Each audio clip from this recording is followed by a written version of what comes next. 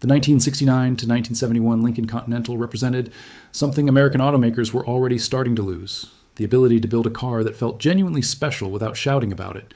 This was a machine designed to succeed in silence, to arrive without announcing, to project authority through restraint rather than flash. And yet, by the time these cars rolled off the line, the very idea of what luxury meant in America was already beginning to shift beneath Lincoln's feet. Understanding this, Continental means understanding where Lincoln stood at the end of the 1960s. Ford Motor Company had repositioned Lincoln as a direct competitor to Cadillac throughout the decade, and the strategy had worked reasonably well. The Continental wasn't outselling the DeVille, but it didn't need to. It carved out a distinct identity: longer, lower, more horizontal in its design language, and deliberately more understated than Cadillac's chrome-laden approach. Lincoln buyers wanted something that suggested wealth without broadcasting it. They wanted presence, not performance. They wanted comfort that felt engineered, not just cushioned. The 1969 model year brought the fourth generation of the post-war Continental, though calling it all new would be generous. Ford understood the car's strengths and saw no reason to abandon them. The basic chassis architecture carried over from 1961, a testament to how fundamentally sound that original Elwood Engel design had been. But by 1969, the Continental had grown considerably. This wasn't unusual. American luxury cars were in an arms race of size during this period, each year adding inches and pounds in the belief that bigger automatically meant better. Walk around a 1969 Continental, and the first thing that strikes you is the sheer horizontal emphasis. The car measures over 224 inches long, riding on a 127-inch wheelbase, and every styling detail reinforces that length. The front end is clean, dominated by a full-width grille with fine vertical bars that seem to stretch the car even wider. Lincoln resisted the temptation to clutter this expanse with excessive ornamentation. The headlamps are concealed behind vacuum-operated doors that sit flush when closed, maintaining that uninterrupted horizontal plane. It's a detail that serves both aerodynamics and aesthetics, though in practice, these systems had a tendency to fail over time, leaving one headlamp perpetually winking at oncoming traffic. The profile is what really defines this generation. The roofline flows in a gentle arc from windshield to rear deck, with no sharp breaks or sudden transitions. There's a character line that runs the full length of the body, positioned low enough to emphasize the car's width without cutting it visually in half. The doors are massive, effortlessly so. Opening one requires genuine effort, partly because of the weight, partly because of the substantial weather stripping designed to seal out the world. These were unibody cars, which gave Lincoln's engineers more flexibility in door design compared to body-on-frame competitors, and they used it to create apertures that made entry and exit genuinely graceful. The rear end treatment changed slightly over these 3 years, but the philosophy remained consistent. A full-width taillight panel dominated the back, broken only by subtle dividers. The 1969 featured more pronounced vertical segments, while the 1970 and 1971 models smoothed things out further. The trunk lid is enormous, hinged at the back and counterbalanced by substantial torsion bars. Open it, and you're looking at luggage space that could swallow a week's worth of suitcases without complaint. The spare tire sits in a well beneath a full-size cargo floor because Lincoln buyers weren't expected to deal with their own flat tires anyway.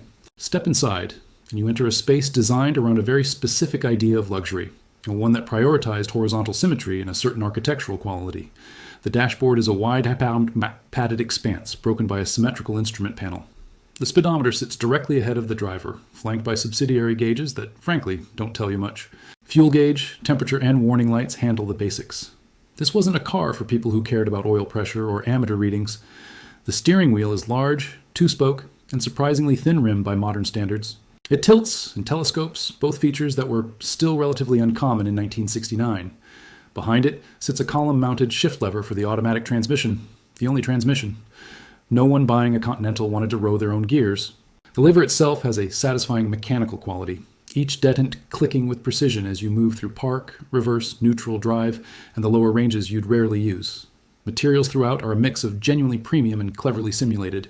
The seats are covered in leather or a high-quality vinyl that, honestly, held up better than the leather over decades. Lincoln used real wood veneer on the dashboard and door cappings, not the printed applique that would become common later. It's walnut, finished in a way that suggests refinement without ostentation. The carpeting is thick, with substantial padding underneath. Sound deadening is comprehensive. Close all the doors and start the engine, and the outside world becomes a distant suggestion. The front seat is a bench, naturally, with a fold-down center armrest. 3 across seating was still expected in luxury cars of this era, though, in practice, the transmission hump and the steering column made center-front seating uncomfortable for anyone larger than a child. The seats themselves are wide, flat, and remarkably unsupportive by modern standards. They're designed for comfort during straight-line cruising, not cornering grip. Adjust them forward or back with the power controls. Six-way adjustment was standard, and you can find a position that works, but you're not held in place so much as resting upon them. The rear seat is where this car's real purpose becomes clear. Legroom is vast, genuinely limousine-like. The floor is nearly flat, the seat cushion is positioned at a relaxed angle, and the doors open wide enough that entry and exit require no contortions. This was a car designed to be driven by someone else, or at least to make your passengers feel like they'd hired a driver.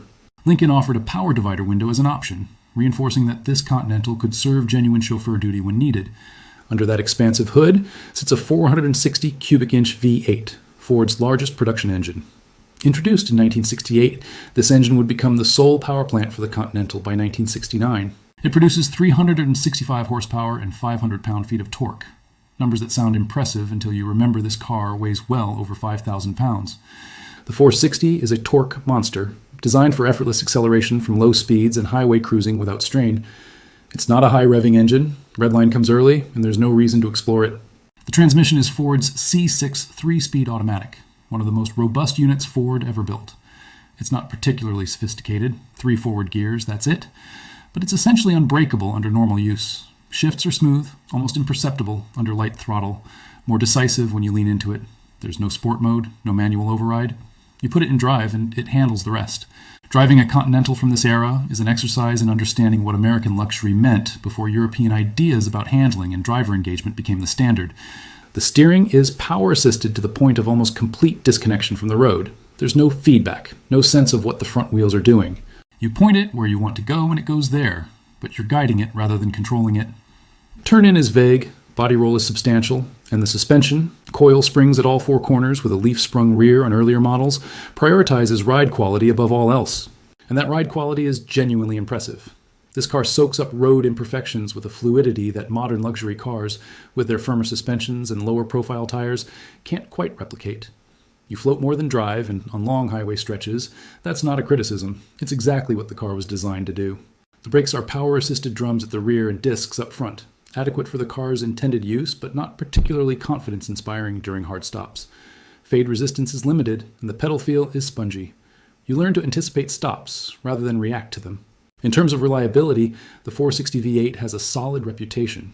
It's not as famously durable as some of Chrysler's big block engines, but it's far more robust than Cadillac's troublesome 472 and 500 cubic inch V8s from the same period, which suffered from cylinder head problems and inadequate cooling.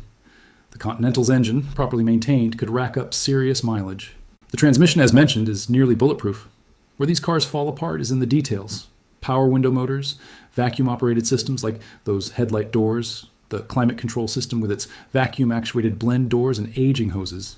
Fix one thing, and 2 more reveal themselves. The market received these Continentals with a mix of respect and indifference. Lincoln sold roughly 38,000 units in 1969, around 30,000 in 1970, and just under 28,000 in 1971. These aren't disaster numbers, but they're not strong either. Cadillac was moving 3 to 4 times that many DeVilles alone. Lincoln's problem wasn't that the Continental was bad. It wasn't. The problem was that it occupied an increasingly narrow space between Cadillac's more flamboyant appeal and the growing interest in European luxury sedans like Mercedes-Benz, which offered a completely different philosophy of what a premium car should be.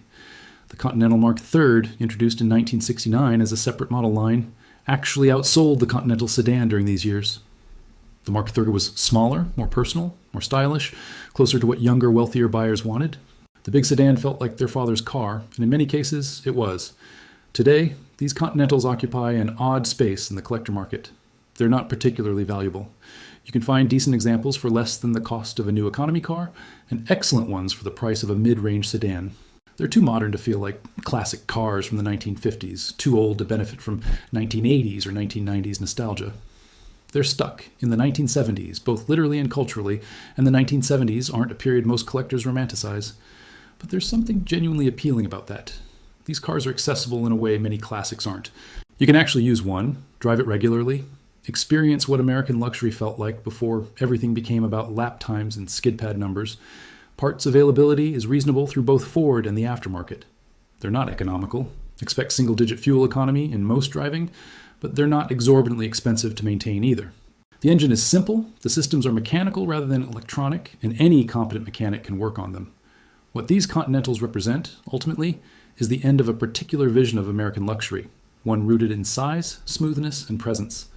Within a few years, fuel crises would force downsizing. Safety and emissions regulations would constrain engine output. European competitors would redefine what luxury buyers expected from their cars. The Continental would survive all of that, but it would never again be quite this large, quite this smooth, quite this indifferent to the world outside. If you're drawn to these cars, you're drawn to a very specific moment. A moment when American automakers still believed bigger was inherently better, when a car could weigh 3 tons and feel light because it rode so softly, when luxury meant isolating you from the road rather than connecting you to it.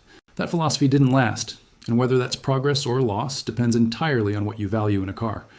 But sitting behind the wheel of a 1969 to 1971 Continental, feeling that 460 pull you forward with effortless authority, the road smoothing out beneath you, the world going quiet, it's hard not to appreciate what's been lost along the way.